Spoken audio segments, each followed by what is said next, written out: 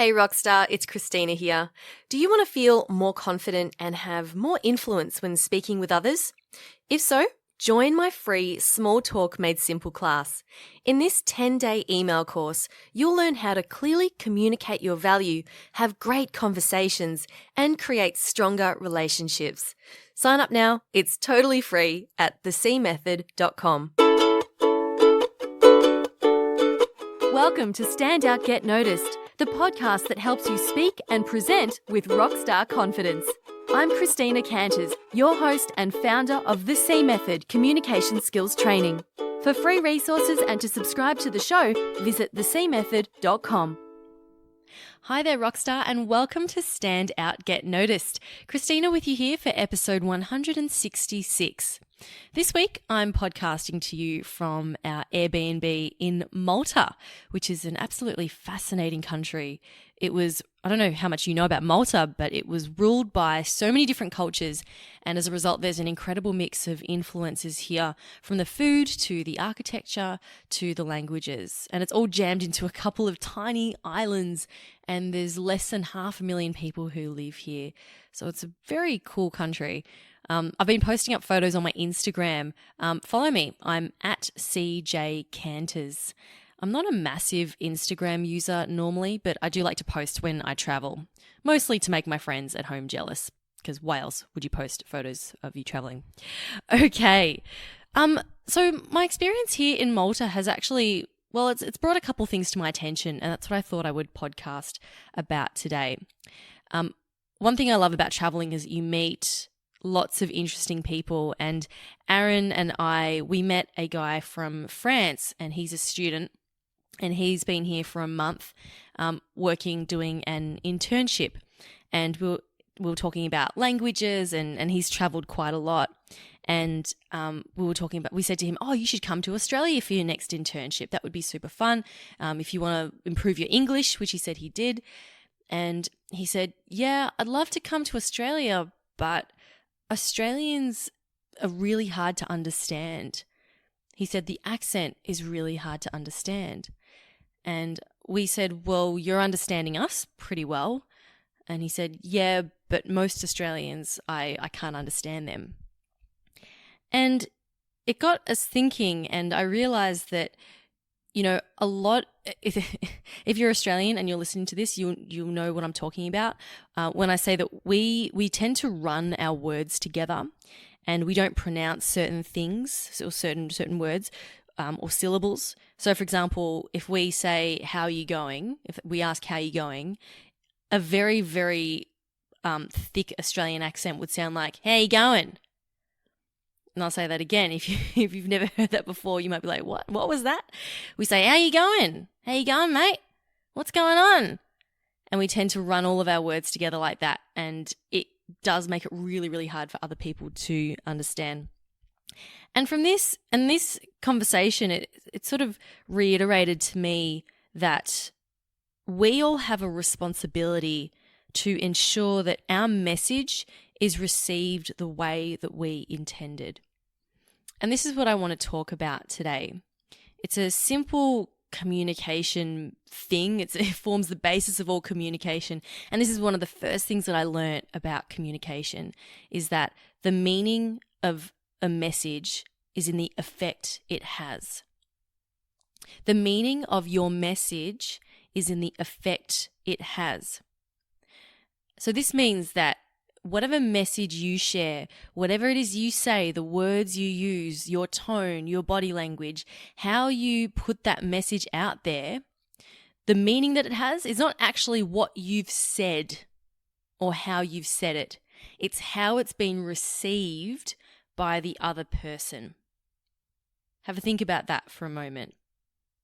The meaning of your message is how it's received by that other person. So if I have a really strong Aussie accent and I ask someone, hey, how you going? And they don't understand what I'm saying, then that's what they've received. They've received a message that isn't clear. And you may have found this I mean, this happens all the time. You say something, whether it's to a colleague or to your loved one or maybe to your kids, and they react in a way that you weren't intending. They get angry or they get defensive and you go, no, but that's not what I meant. But that doesn't matter because it's how it was received. So what I want to share or reiterate today is that you have a responsibility to make sure that your message is clear and to the point and received in a way that you want it to be received. Yeah? And this applies to all types of communication, whether it's one-on-one, whether it's in a small group, whether it's delivering a presentation.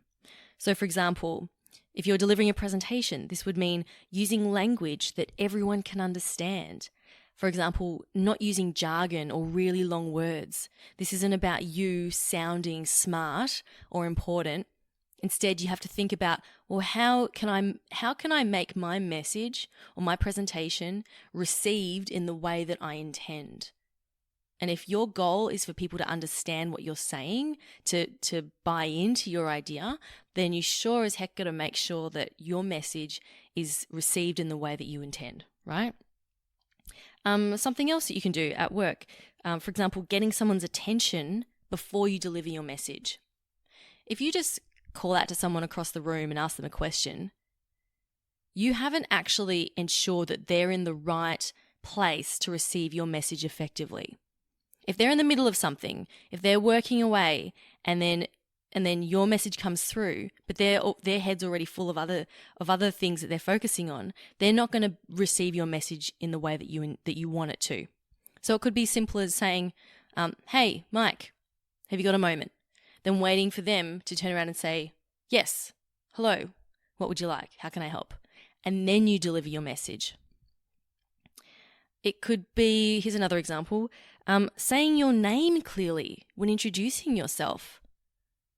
You need to make it easy for people to remember your name. I go to I've talked about this before on the show. I go to a networking group every second week. It's called Fresh Networking. And there's about 20 to 30, sort of 25 to 30 business owners all in the same room. And we have breakfast and we get to network with each other and get to know each other and our businesses better, and we have visitors come along. You should totally come if you're in Melbourne, by the way, Fresh Networking. And it's super fun as well. And what happens is that we all have an opportunity to get up and do a 60-second introduction and pitch for ourselves and our businesses. And the point of this message is to help people understand our businesses a little bit deeper so that they can then refer business to us. So it's about marketing ourselves effectively. And what I've noticed is that many people will stand up and say, "I'm so-and-so and my business is this. And they'll rattle off their name and their business name so fast that no one can actually hear it. When really that's what you want people to hear, isn't it? You want people to remember your name and your business name. Yet so many people feel that, I guess because they've said it so many times, it's like, oh, I have to say my name, my business name again and again. I have to do this all the time. But they forget that other people are hearing that for the first time. So it needs to be super clear. So it's things like this. And there are so many examples, and those are just a few. It's like when you think about it, when you buy something online, when you order something online and you receive that package and it's in a crumpled, messed up state, maybe the item inside is a bit damaged, who do you blame? You blame the sender, of course. You go, well, they didn't wrap it up properly. They didn't ensure that this package was going to be delivered, this item was going to be delivered safely. The person who's sending that package doesn't just wrap it in flimsy wrapping and go, oh, well, it's the receiver's responsibility to make sure that they get it right. No, it's the sender's responsibility to make sure that that item's delivered properly. And it's the same with your communication. You've got to do everything in your power. You've got to take responsibility for your message and make sure that you've sent it off and that it's delivered in the right way, with the right packaging, to the right person, all of that stuff, so that it is received in the way that you intended. Now, of course, communication is a two-way street. So if a package, going back to the delivery example, if a package is delivered and I'm not home, then I'm not going to receive that package, am I? It is my responsibility. So as the receiver, it is my responsibility to make sure that I'm home to receive that package. Otherwise, it's really annoying because I have to go to the post office the next day and line up to get that package. Now, this actually reminds me of something else that this French student I was talking about earlier. He was saying how he's also studied in the US, and I said, oh look, people in the US, they pronounce their words clearly, unlike Australians. They pronounce their R's, they're very clear. And he said to me, yes, but they tend to not make an effort to understand me. And I thought this was really interesting, that this was an observation of this guy, this French guy. Obviously, for him, English is not his first language. I thought he spoke English quite well, but his accent was quite strong. And he said that it was sometimes with Americans, they tended to not make the effort to understand him. And he said that, or he suggested that, because he didn't sound like them, they didn't bother to try to understand. And this reiterates my second point, and that is we all need to have empathy for the person delivering that message and be open to receiving it. So this means listening and giving that person our full attention. So Aaron and I have been driving around Malta the last couple of days, and driving around the roads are okay. It's a little bit out of control. It's not super crazy. It's not super dangerous. It's not like India or I don't know where else is crazy, like Vietnam, but it's still really funny because the roads do really weird things. They'll fork off with no indication of where the roads are going, so there's no signage. Google Maps will say, turn left here, and then there won't be a road. There actually won't be a road. It'll be blocked off. Or Google Maps will say, turn right, and it'll be a one-way street that we can't actually turn down. And there aren't any lines marked on the road, so cars just sort of drift all around. So it can be a little bit stressful, but it is a bit entertaining. But it requires both of us, both Aaron and myself, to successfully get from one place to another. And Aaron's been behind the wheel, and I've been with Google Maps giving directions. So yesterday I was driving and Aaron was giving me directions. And he would say to me, okay, so your next turn at the next roundabout, you're going to turn left. And that might have been maybe 30 seconds before we got to the actual roundabout. And then we'd get to the roundabout and I would go straight, right? And I'd completely ignore what he just said. And he'd say, babe, you meant to go left. What are you doing? And I realized that I had been so focused on making sure that I, didn't hit any other cars and that I knew where I was going and all of that. I was so preoccupied with all these new unfamiliar things that I hadn't paid attention to the directions that Aaron was giving me. And as a result, I wasn't open to receiving them. And so I had to tell him, I made him retell me the directions basically right as I was about to do the turn.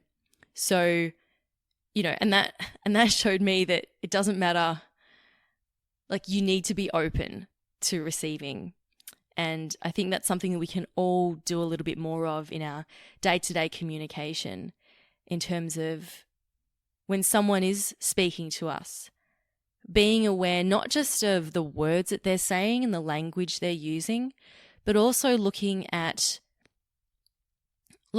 how they're saying it. So really listening and looking at their body language and looking at and listening to the tone of what they're saying as well, and not just taking the words that they say as the whole message.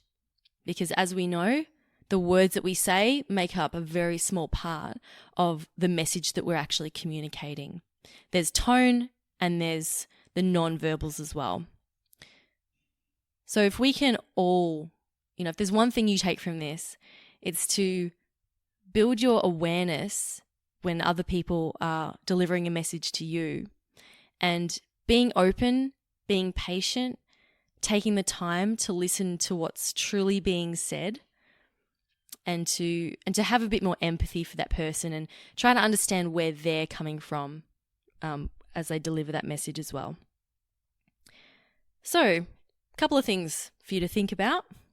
Firstly, so going back to my first point, if you can think about how can I make my message as easy to understand as possible? Whenever, even if it's something as simple as asking a question, think, how can I phrase this question so that it's simple and makes sense? Think about it when you're writing a presentation, or even when you're or getting asked a question. Okay, think, how can I make my message as easy to understand as possible?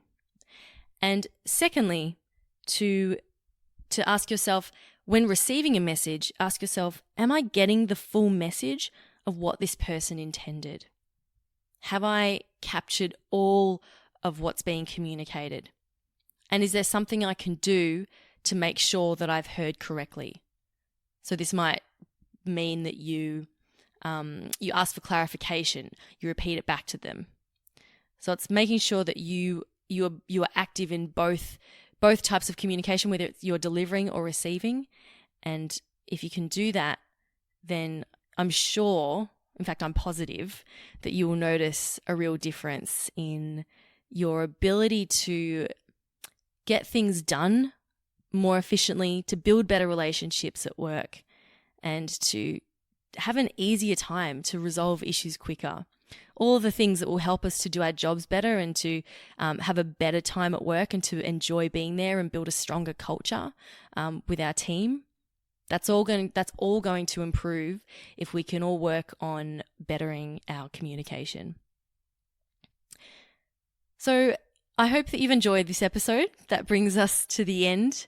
I am going to get back to being in Malta. I'm leaving tomorrow, going back to Rome, which I am excited about, and I will talk to you next week. Thank you so much for tuning in today. It's been an absolute pleasure.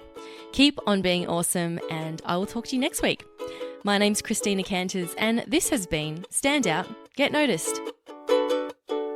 Thank you for listening to Stand Out, Get Noticed. To learn more and inquire about the C Method coaching, keynote and corporate training programs, visit thecmethod.com.